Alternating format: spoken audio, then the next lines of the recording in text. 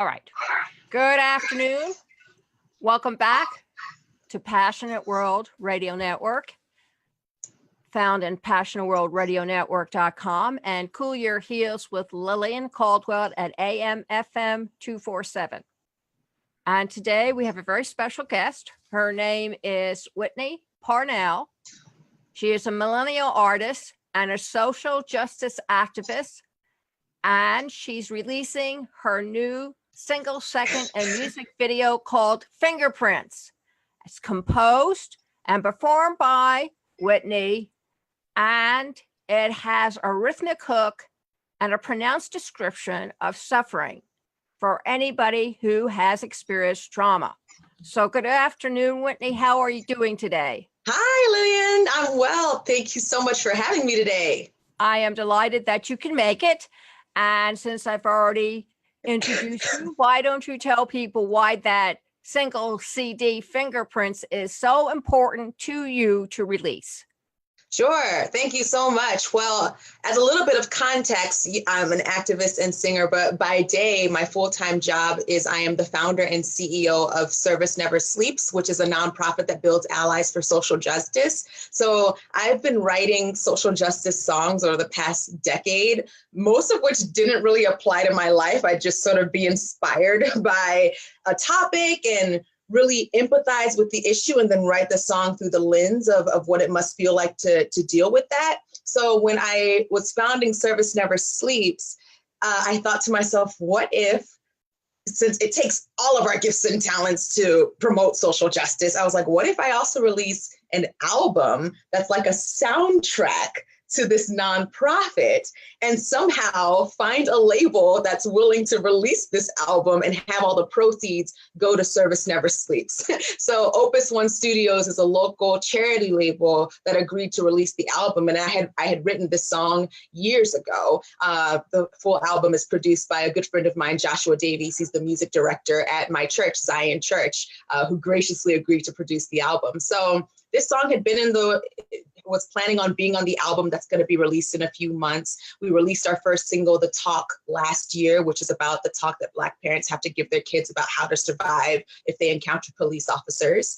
And I had no plans for Fingerprints to be my second single. And then last year, I was in Charlottesville on August 12, 2017, standing up for love and peace against white supremacy. It was one of the worst days of my life. And about a month afterwards, Josh and I were scheduled to perform sort of like a pre-intro to the album. And as we were rehearsing that song, all these feelings were coming up for me related to Charlottesville. And it just hit me that while I had originally written the song sort of as like a song to empathize with what trauma must feel like from other issues that I haven't dealt with, now it was my personal soundtrack to how I felt about Charlottesville. This idea of fingerprints, at a crime scene, you can't erase those fingerprints, and that is symbolically how the experience of Charlottesville felt for me. So coming up on the anniversary, I just felt in my spirit that I really wanted to release the song in solidarity with Charlottesville. And Josh and I happened to perform it at a summit where several of the clergy leaders who led the clergy line were there, and we really connected. And I just said, hey, I want to release this as tribute, but also arrange for specifically the proceeds for this song to go to the Charlottesville Resilience Fund, because every day post August 12th, 2017 has felt like August 13th to them. They deal with constant threats and trauma. And so we just agreed that it seemed to make sense to release Fingerprints as our second song on the Friday before the year anniversary for Charlottesville. So that was a long-winded answer, but it felt like the context was necessary for understanding how we landed here. Well, I think that it is important because I don't think that the white community is really aware of what African Americans and Latinos, especially the ones coming across the border and trying to settle legally in the United States, I don't think they really have a clue of what it's like to come in. And this is still a strange world to them. The world that your ancestors were brought into is somewhat the same world in which you're living. Yeah, the chains are not there and you're not sweating on the plantation, but at the same time, the mentality that put your people there in the first place, it still exists. to me, when you have a country where they're still displaying Confederate flags and they're still displaying statues that link these people of the 21st century back into the 19th century, and they're proud of it, it really makes you want to question where their minds really are, and have they changed that much to really accept what is now a reality, and to share this world with other people. Thanks for saying that, Lillian. And one thing that I'm really embracing this year is going from feeling stuck in this either or to embracing the both and, right? And so sometimes it's interesting thinking about being an African-American woman in 2018 and the fact that I definitely stand on the shoulders of giants, my parents, my grandparents, so many people who fought so hard for rights that I have today that I know I wouldn't. But then to also look at things that really haven't changed, they just morphed. And then other things that really in ways have gotten worse. So I'm embracing the fact that it's possible to hold the fact that things have gotten better, things have stayed the same, and things have gotten worse all at the same time for different contexts. And that's what the Black experience can often feel like here. And that Charlottesville particularly brought a lot of pain for me in that regard. I think it brought a lot of pain for a lot of people. Mm-hmm. When I went through Canada, I went as we were biking from Montreal to Vancouver, and somebody tipped off the police up there that a group of bikers were trying to get drugs into the country, and they didn't identify which group of people there were. We were picked up by the Canadian police, and rights that you were freely given in the United States do not apply in Canada. You have to follow their laws and how they look at people who are breaking their law. And we were treated like criminals. I was strip searched. My clothing was knifed apart. I was thrown into jail. I couldn't call anybody because that's not what's written in their charters of law. And so people don't understand that the law doesn't apply to everyone equally. Well, I'm sorry to hear that you had that experience. That sounds traumatizing in itself. And ultimately, the point of the song and really the whole album is that, look, it's hard for us in our privilege to sometimes be able to have empathy, because that means being able to put ourselves in someone else's shoes. Yes. So all of these songs are written from first person, because it's like, as much as it's possible to have someone have the lens of what it must be like to experience this suffering, where music has this power to really tap into emotion. That's the best shot we have at getting empathy from people. And so it's an important thing for me to bear in mind that a lot of injustice is not driven by malice or evil. It's what I like to call this system, right? That when you're hands off, the system actually perpetuates itself and has its own energy. So we have to work extra hard to work against that in order to dismantle a harmful system and rebuild the world where we all can be embrace and thrive. And I'm a strong believer that empathy is one of the strongest catalysts that we have to inspire people to want to work towards that. I agree with you. Have you released it in other churches, to other congregations, so they can hear the wisdom of your words? Well, excuse me. We released the song on August 9th of 2018. So that was the Friday before the weekend, where the day anniversary, I was back in Charlottesville, and the date anniversary, there was a white supremacist rally happening in DC, which is my hometown that I was here for. So it was important. We were able to partner with Sojourners Magazine, which is an amazing social justice magazine from a faith lens, which allowed me to write an article and sort of release the song through their platform. But Opus One, our label, has released it through all musical platforms virtually. So we're just under a month since their initial release. It was really important to Charlottesville, especially, that they wanted to see it happen right before the anniversary as a way to remind people what's happened, what's going to keep happening, and to really get support there. And now the goal is to really get it out there more as we lead up to releasing the full album. So thank you so much for helping us get out there more through this interview. I'm a firm believer in getting lesser known and unknown artists out there to the general public, because it's important that the public know that they're trying to do something, and that it isn't always a celebrity or a sports figure or a political candidate that has their own agenda, that they're everyday, ordinary people who have the ability to compose songs and sing them. Not everybody can sing on key. And my husband begs me not to sing. Okay. Oh. So, and it's important. Have you had anybody write you or call you telling you that they enjoyed listening to your song, or they get what you're trying to say and whereby has influenced them in some way? Well, excuse me, I'm just getting over the flu, but it's meant a lot to have residents from Charlottesville react to it, and people who were in Charlottesville that day react to it and feel like it really hits home for them. That quite frankly is probably one of the most important things for me, because this is really meant to be a song of solidarity.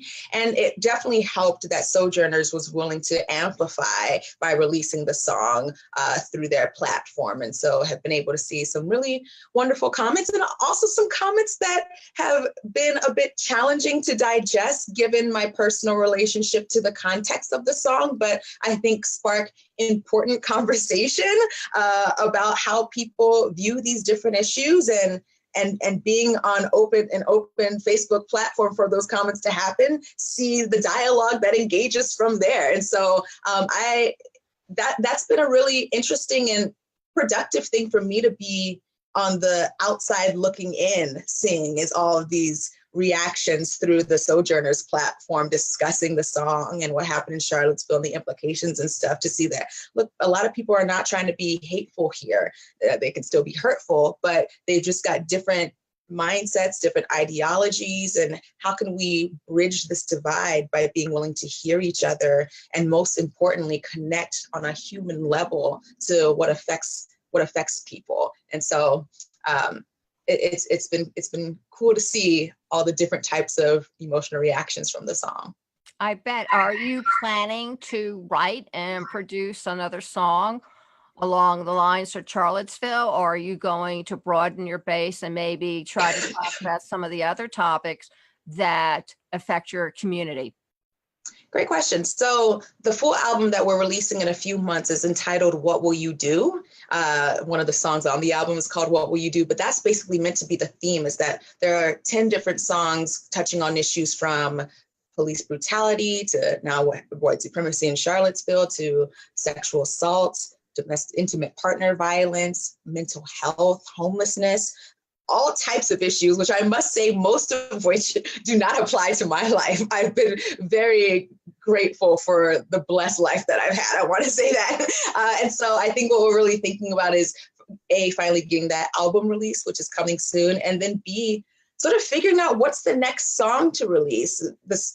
It's been the case that the spirit sort of moved to make it so that The Talk needed to be that first song and Fingerprints needed to be that second one. So we'll see what the next one is, but it'll definitely be one that already exists that will be released through the album. Your organization that you founded, what kind of services or what do they do in order to help the community? Sure. So, excuse me, our vision is a world where equality, inclusion, opportunity, and justice are available for everyone. And our mission is to empower individuals and communities to catalyze social justice through service and allyship. So we have 3 different prongs of programming. Our signature program is a year of part-time service for working young professionals who, while they're still working full-time, we match with local nonprofits to do skills-based service positions like accounting, strategic planning, marketing and communications, skills that they take from their workspace to apply to helping these nonprofits grow in capacity over giving 10 hours of service a month so that these nonprofits can execute their solutions more fully. And this whole experience of this year of service where they're still working full time, so they see that they can do that work-life balance. They are learning about these issues through this deep dive of joining the community, and they're synthesizing the experience through our monthly sessions. We're building leading allies through that service year who can take that to all their own spaces moving forward. We also have a second program of corporate citizenship where we partner with companies to implement a similar model of skills-based service, but for more of their employees as opposed to an employee representative in the fellowship. And lastly, we offer an allyship workshop, which is a 6-hour workshop that trains people to recognize where do you have privilege, and that's where you should be an ally. And then here are the tools to be an effective ally that are threefold. One looks like centering the marginalized and following their lead, because those closest to the problems are the ones closest to the solutions. We don't need people coming and being saviors. Secondly, is constantly working on self, right? Realizing that in our privilege, we always have work to do and we can never arrive. And thirdly, equipping with tools to be able to talk to their people's own people in those same categories of privilege in a way that's reaching them through empathy and perspective and bridging that divide and bringing them over. So teaching white people to talk to white people about racism, men to talk to men about sexism, straight people to talk to straight people about homophobia, Christians to Christians about Islamophobia, right? Really empowering people to show up to those Thanksgiving conversations. We get so many trainings done during Thanksgiving time because everybody's scared of that table, right? And that's been really cool to be able to travel nationwide to give that kind of training, because there's so many people that want to show up for this work, they just don't know how. And that's really what our organization is trying to do. Is we're not the organization that's convincing people of the problem. There are enough people out there who know that there's a problem. We're empowering people to see how they can show up as a lifestyle through all these different ways, and through those 3 programs is the way that we do it. And to solve the problem together. Do you have any workshops or help for those students who either don't remain in school or they just want to get their high school diploma, but they do not want to go on to a community college or a 2-year college or to a technical school? Do you reach out to them as well? So our belief is that our local communities have several solutions through the local nonprofits, right? That ideally are founded and run by people who are invested in the issue, but have also been involved in the issue. And so, like for an issue like that, if there's a nonprofit out there doing great work in support of that, our focus is more so how do we bridge by providing support to the nonprofits that have these solutions and helping build their capacity from the inside with private sector skilled millennials. So you would send out professionals then to talk to these students or children who are having problems, whether they're at home or at school, and they're not quite sure how to overcome their particular problems. You point them in the right direction as to where they should go. We're not quite a mentoring program, but rather like if there were a nonprofit that did that kind of work, what we could offer is a fellow to be matched as a volunteer for that nonprofit for the course of a year on a part-time basis to help that nonprofit with accounting or fundraising or strategic planning so that they could support even more people in need of that kind of support. Yeah. So it's not quite so much mentoring as much as it is skills-based volunteerism.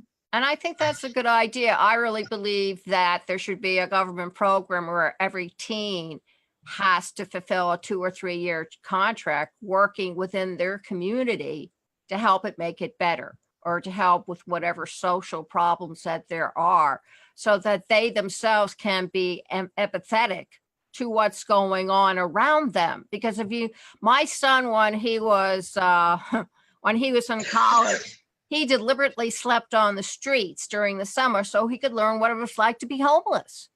So that when he went out to talk to them and maybe help them, he knew what they experienced on the streets and how they were treated, not just by the citizens of that particular block, but also by the police and other would-be good doers. And he said it was a great experience. I think you're definitely touching on how critical it is to that.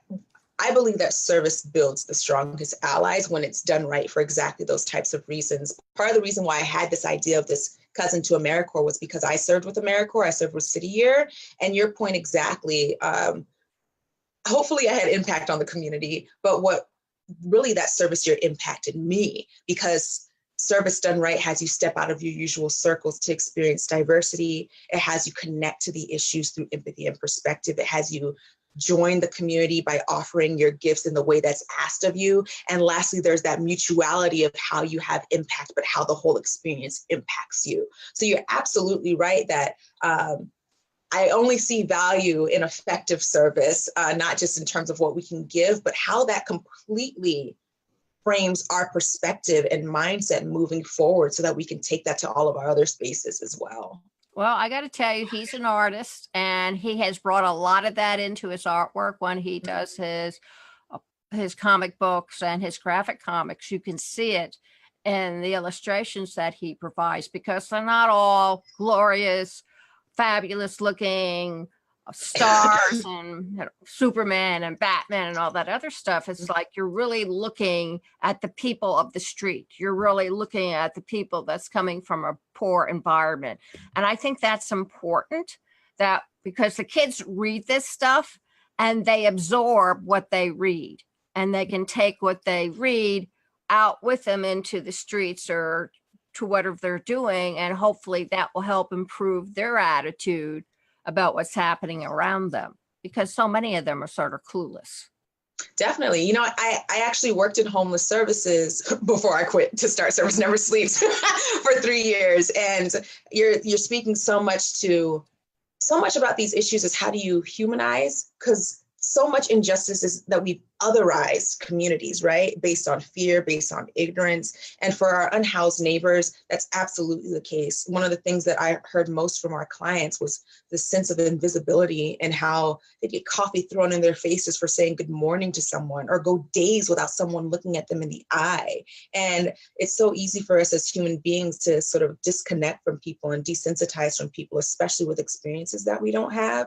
And I will say that some of the nicest, most giving, most empathetic people that I have yet to meet have been some of the people that I worked with when I worked in homeless services. Just so sweet and so kind. So I'm glad to hear that your son and I have that connection.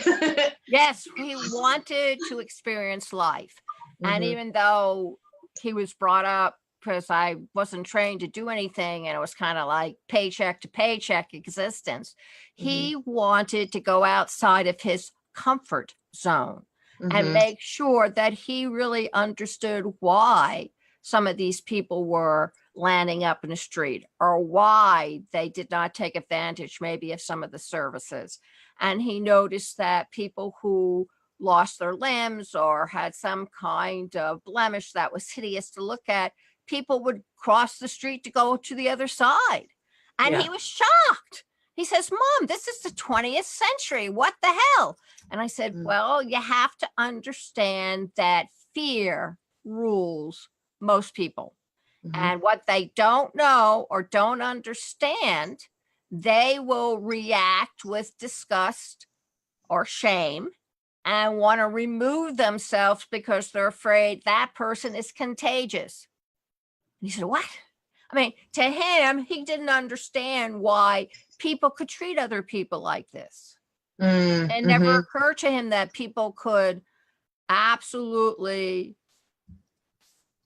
destroy a person that way, or pretend that they don't exist and keep on walking down the street. He was blown away. And I think it's important lessons for kids to learn before they become adults. Yeah. I think that really applies, I think, very blatantly with our unhoused neighbors, but that applies for so many social justice issues with marginalized communities. How many times have I, as a Black woman, or especially Black men, had stories about people crossing the street, or our Muslim siblings, right? Or our trans siblings. It speaks to a universal thing that people are not trying to be hateful. It's just part of human conditioning, is that which we don't know or have relationship with, makes us fearful and ignorant.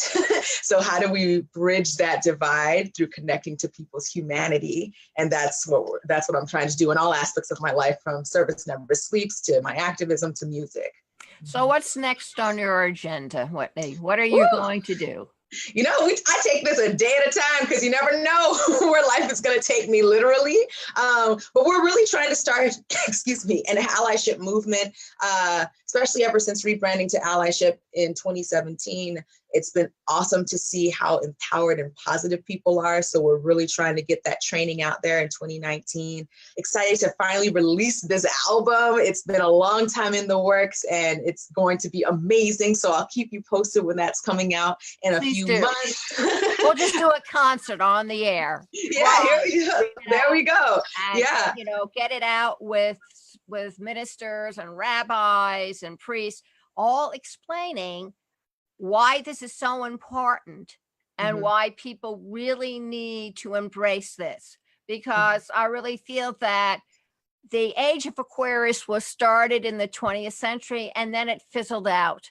And I would like to see the age of Aquarius really spread through the universe, so that by the time we get to Mars, we're going to Mars because it's going to be a peaceful nation, not because we're escaping planet Earth to start a new colony that's going to be separate from the rest of the world. And there is a difference.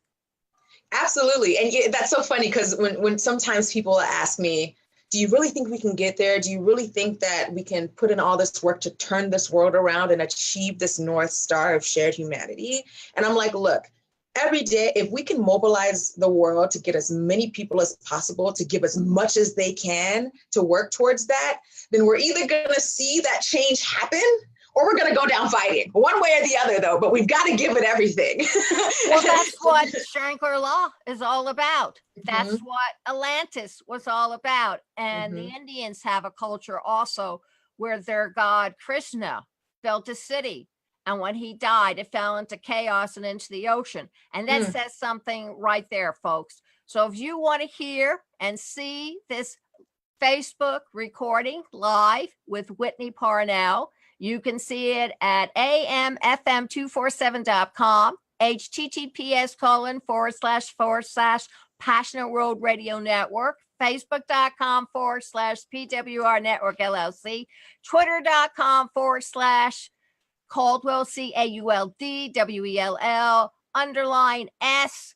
Did I miss something? Oh, yes. The soundtrack is coming to you in iTunes.com/Cool Your Heels, GooglePlus.com/ PW Network LLC.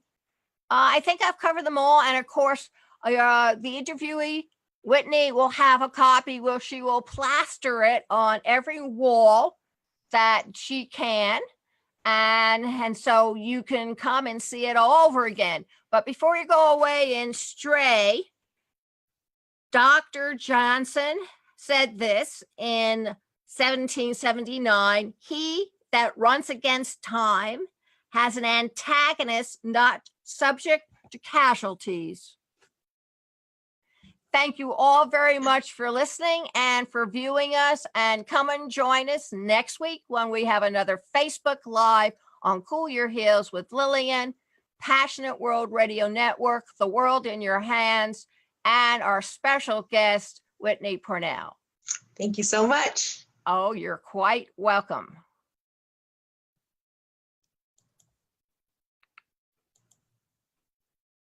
Okay, we're not recording anymore. Yay! How'd you feel about that? You like that? I did. How did you feel? I felt it went very well, and I wanted to make sure that you got everything out that you wanted to get out.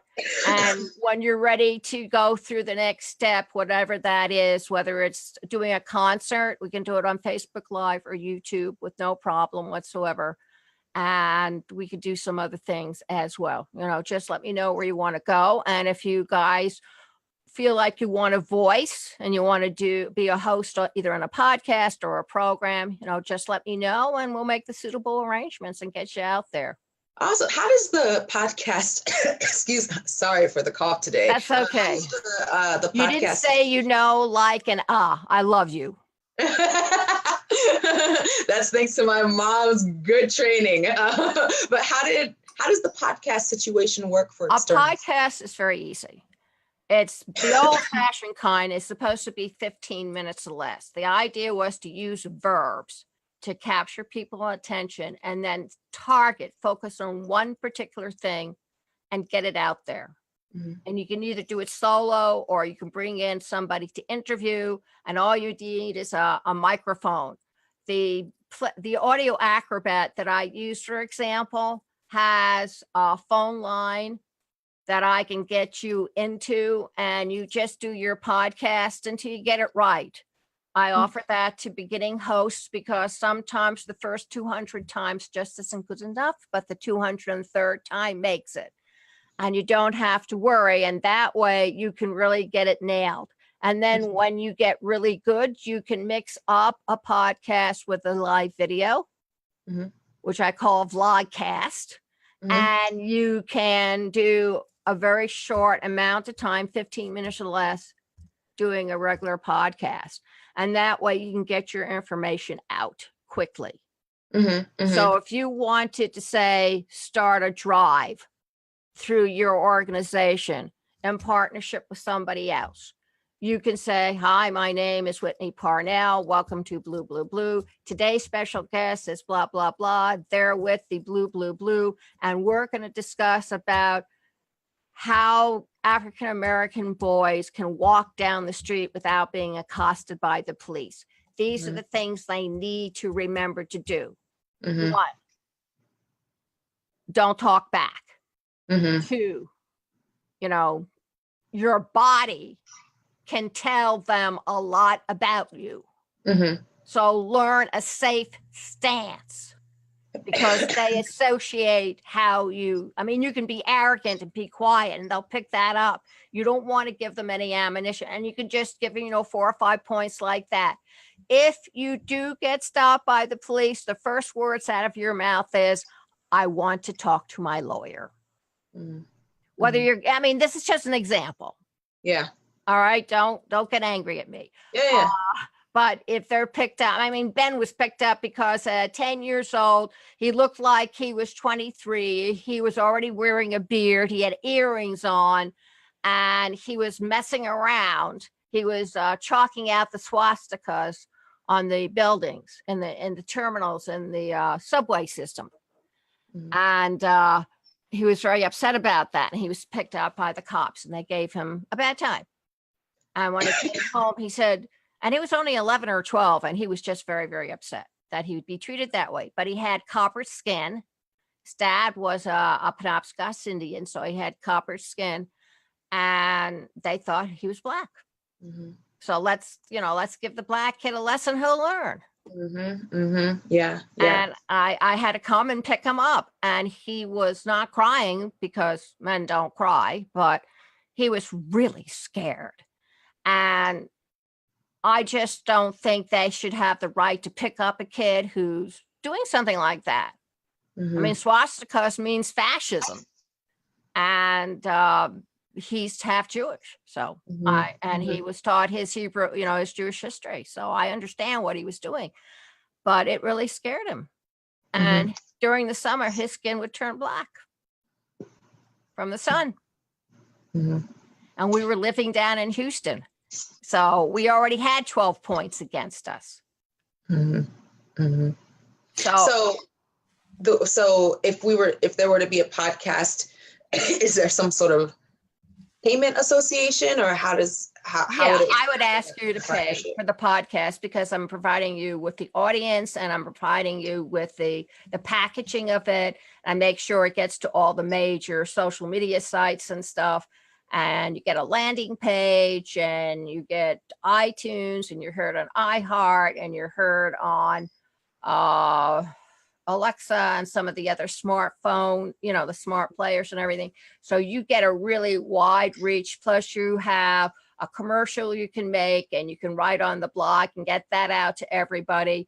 And anything that comes along that is targeted to whatever you're dealing with, I target to you. I get press releases from all over the world, and I get them everywhere from the United Nations and from all the big organizations. In fact, this week I got a press release from the Stand Up to Cancer that has about 25 celebrity musicians doing their thing and everything. And I said, gee, I would like to interview them and see the reason why they're doing it and get their voices heard.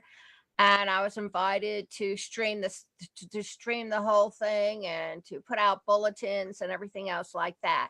And also, you're now media.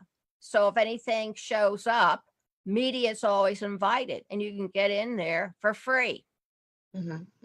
Cool. And if you're in Washington, D.C., I receive a lot of media invitations. And most of them are always at the White House. So you can go to the White House and see what's going on. And you get to talk to people who work in the White House because you're media. And that enables you to pretty much, especially for social activists, you will be exposed to a lot of different things going on because you're media. And especially they have special days in which they invite the media to come in so they can talk to all these people. Cool. Cool. Okay. Well, I would definitely, excuse me, I would definitely like to stay in touch and see how this goes. And definitely interested in the whole live streaming of a concert when this is released, and just keep the relationship going from here to see what happens. I would be delighted. Thank you so much. Delighted because, like I said, I was impressed. I didn't hear, when I was growing up, we had to pay a quarter every time the word and like came out. And it was because I didn't get that much for an allowance. So you could lose your entire license within 10 minutes if you weren't careful how you spoke.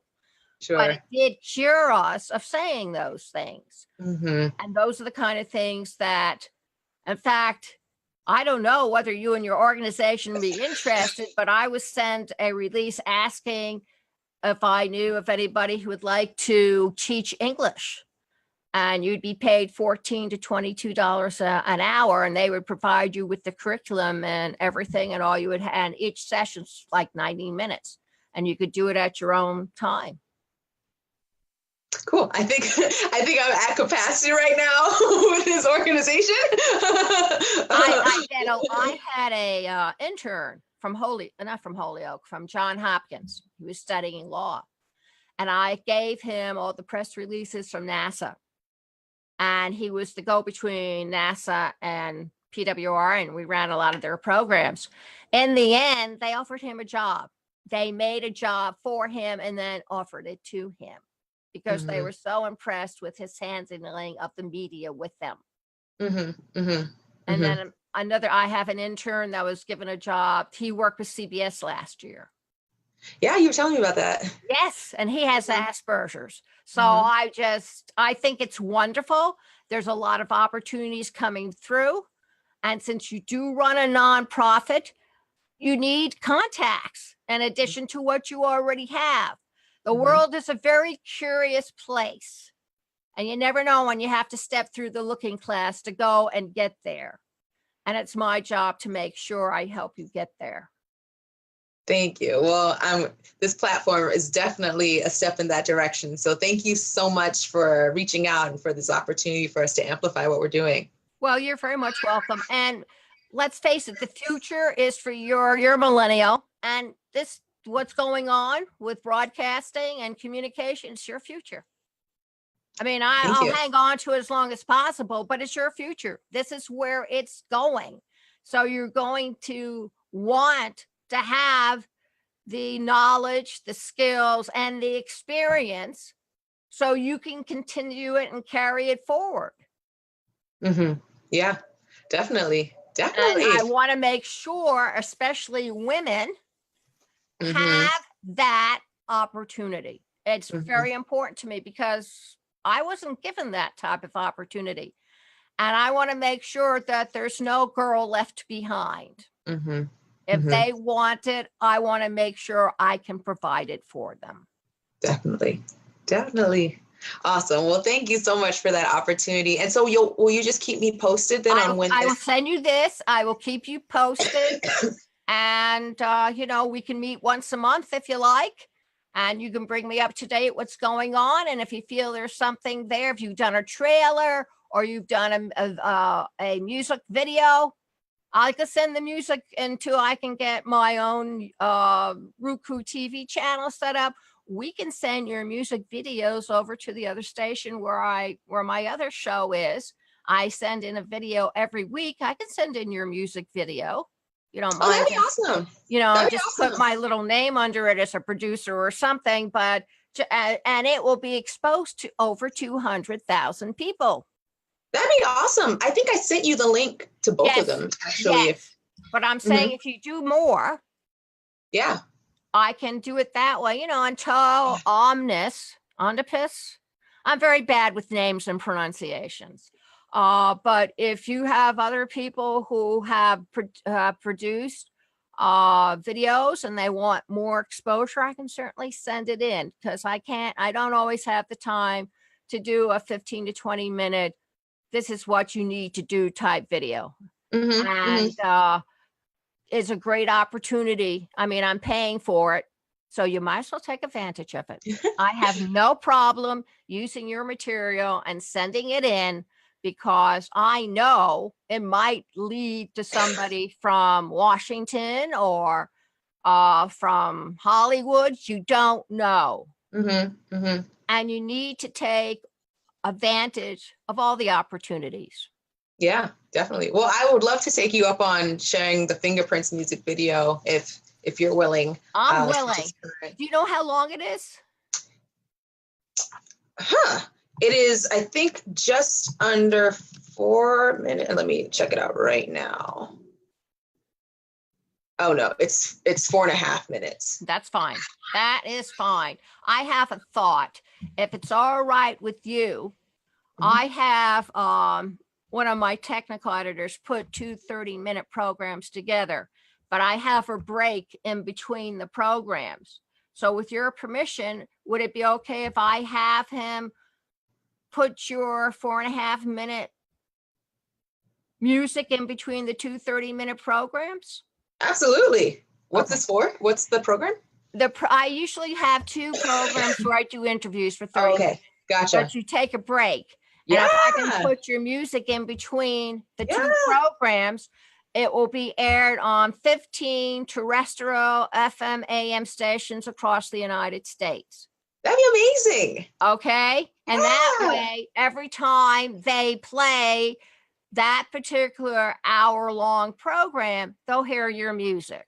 That'd be awesome. Thank you so much. You're welcome. You're welcome. I don't have any commercials yet. I might as well put something in.